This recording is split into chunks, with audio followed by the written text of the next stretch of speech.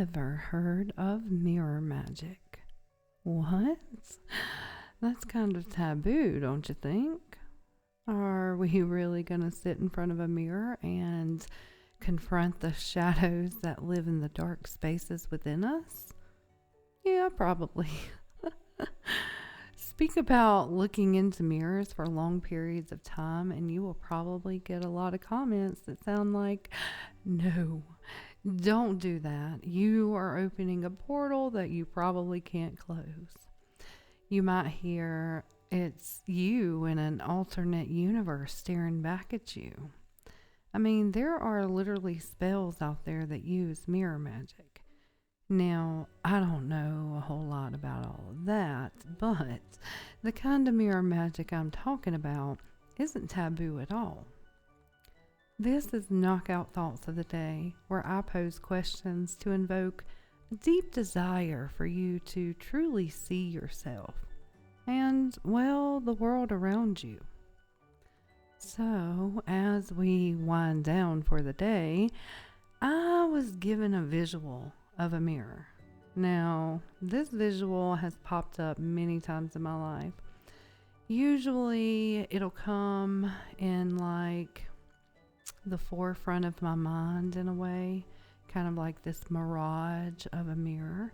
And it usually happens when I'm either doing tarot readings or doing shadow work sessions or just simply being in my own experience, and sometimes it'll pop up. Now, yeah, I can be in the midst of doing something and pop goes the mirror. I didn't always know what this visual of a mirror meant, though it really didn't take me long to realize what this sign and symbol would mean when it pops up. So I thought, hey, there goes the mirror. Why not talk about it? You never know what profound realization you might come to just by something as simple as a mirror. And oh boy, have I had some deep realizations in the mirror. The knockout thought of the day is mirror magic. Is it really just you?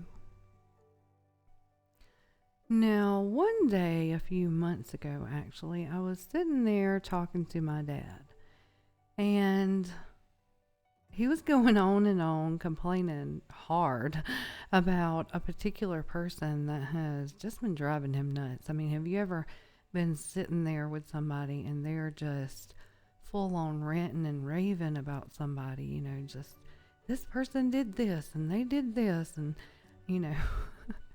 I'm sure you can got a few experiences popping up in your head. And I mean, for the most part, like, what a drag that is, like, can we not?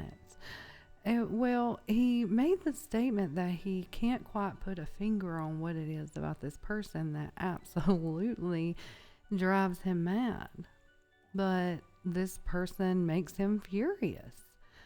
Now, everything the person says or does, he's basically going to find a reason to be mad or upset about it. And well, in the middle of this conversation, well, it wasn't really a conversation, like I said, it was him just kind of venting. And in the midst of that, pop, my mirror magic pops up in my mind's eye.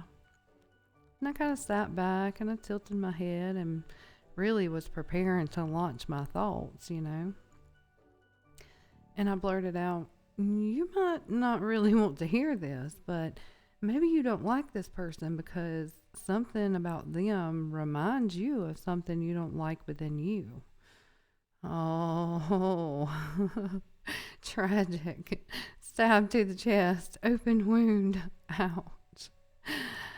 And, I was expecting something like, oh, that's crazy, there's nothing about me that I'm seeing within him. I expected some pushback on that, but he just kind of tilted his head and, I could see him biting his tongue in thought, like thinking of what to say. And he simply said, I never would have thought of that.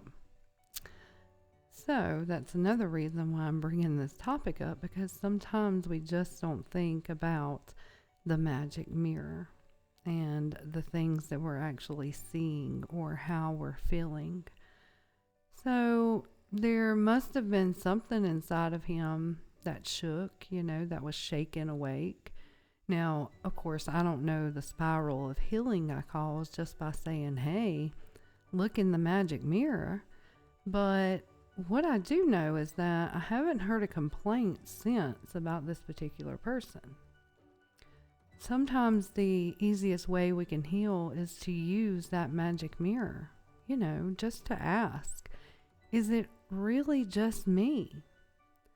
Another example is a personal experience of my own. Now, I would get so frustrated with this particular lady I used to work with. Now, obviously, I'm not going to mention her name. I mean, I feel like a gossip, but, I'm just simply trying to paint the picture and help you to see how powerful the mirror really can work when you have this desire to look within yourself. Okay. So, yeah, this girl, she had this persona that screamed, I am in charge. I mean, she always had to be in control of what we were doing, in control of what parts to use, where to put them, how to put them. It's that scenario to where it has to be this way. A, B, C, D. You know what I'm saying? Like 1, 2, 3. The control grasp was so tight. I noticed it made a lot of people irritable through the day as well. It kind of felt like, they felt maybe they wasn't doing things right.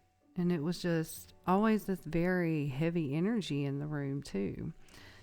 Disappointment maybe. Now, she wasn't a supervisor or anything like that. She hadn't even been at this job for a long period of time, but her way was the way. So, yeah, she just emanated this control sense that, it was making things kind of in a frenzy at work, really. And it had a lot of people in a frenzy, including myself. I mean, I was to the point where, the frustration, it kind of went on for weeks. And I was questioning myself, like, what did I do wrong? And like, am I good enough to be here? And, so on.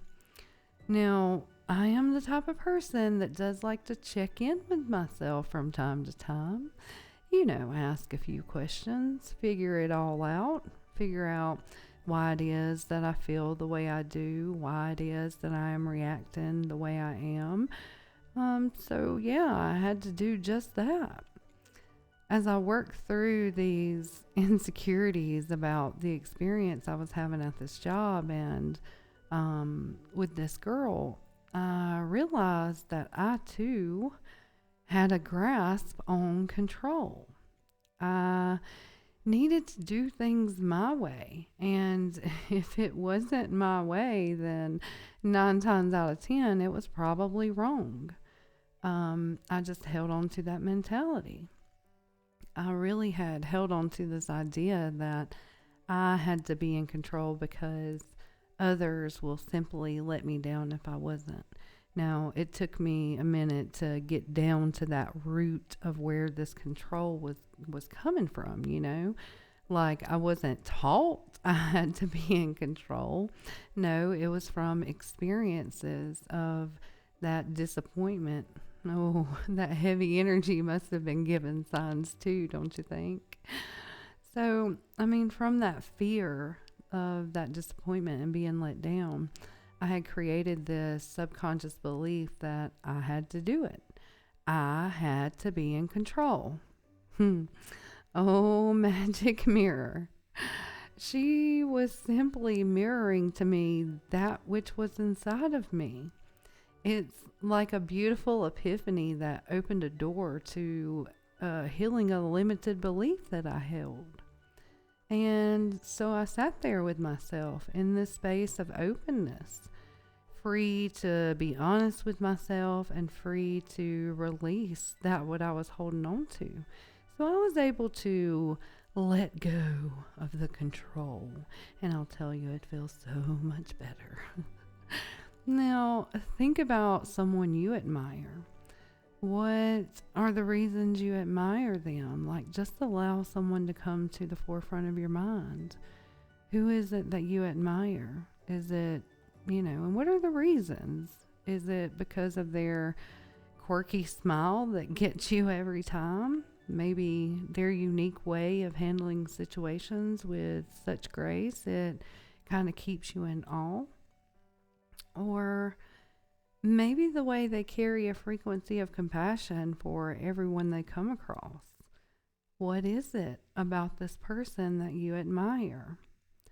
And it doesn't have to be someone famous, okay? It can be simple people living a simple life, and there's just something about them. Maybe you too can't quite put your finger on it. You just have this draw towards them. Now think of this person, see them, and think of how they make you feel. What are some of the things that they say, or maybe the way that they move? What are the things that they do? What is that unique quality about them that you just absolutely love? Did you know that you have been using mirror magic all along? Maybe you just haven't asked the right question. Is it really you? Now, the person that comes to my mind is another girl that I used to work with. And there were so many things that I love about this girl. She was so positive all the time, and the thing that I hold so much respect for her about is that she was not scared whatsoever to be herself at all. I mean, goofy, silly, she was just a joy to be around. And she asked a lot of questions too. Like, she had a great interest in every single person that she met. She wanted to know them, and she never ever judged them. She wasn't the although she's gorgeous, she wasn't the the popular girl at school, the one that's like, I'm better than you or something like that. Or, you see in the movies like the cheerleader role, and she's like, ooh, dork, that type. She wasn't this at all. It didn't matter if you were personified as a geek or, whatever. Like, she had an interest in every single person she meets. And I just absolutely admired her for this. And as I began to work with myself and work with this mirror magic, I realized, holy crap, I hold a lot of those characteristics. I hold a lot of those qualities. And it was just the beautifulest thing to be able to see that in this magical mirror. To know that she, absolutely put a smile on my face just seeing her interact with others, because she held such a similar frequency to me.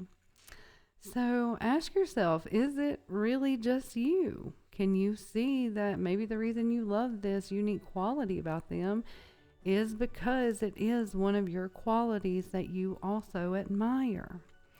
Or maybe there's something about them that you want to embody, but you hold some sort of fear around embodying that. I think the other thing with this particular girl was the fact that she could just ultimately be herself. And that was one of the things that I feared. I'll be myself to a limit. You know what I'm saying? And I had to work on that for a long time. And just seeing this person, and they're just, fully out there, just, here I am, like it or leave it, this is me. That's another thing I came to realize as I was doing this mirror magic, looking at her to see me. I was like, oh wow, like I respect that in so many ways that I know that's something that I want for myself. So let's go ahead and dig into why can't I? You know? So yeah, that was a work in progress. But yeah, I think I've come a long, long way, especially working with the mirror magic. And I think you will too. So maybe you've never truly seen this particular quality in this person within yourself, but maybe here and now you are beginning to. Oh, Ashley is so likable. She's so friendly to everyone. Now, hold on. I too am likable. I've just spent so much time seeing something negative about myself that I've totally missed something great. Yes, yes, yes. We can be our own worst enemies for sure. Sometimes I guess that mirror is backwards and we aren't able to peer into ourselves and explore all the wonderful things that make us us. So, in what ways can you see this mirror magic now? Is there something that has been frustrating you about a person or the world or your job or your hobby, your city? I don't know. Maybe your car.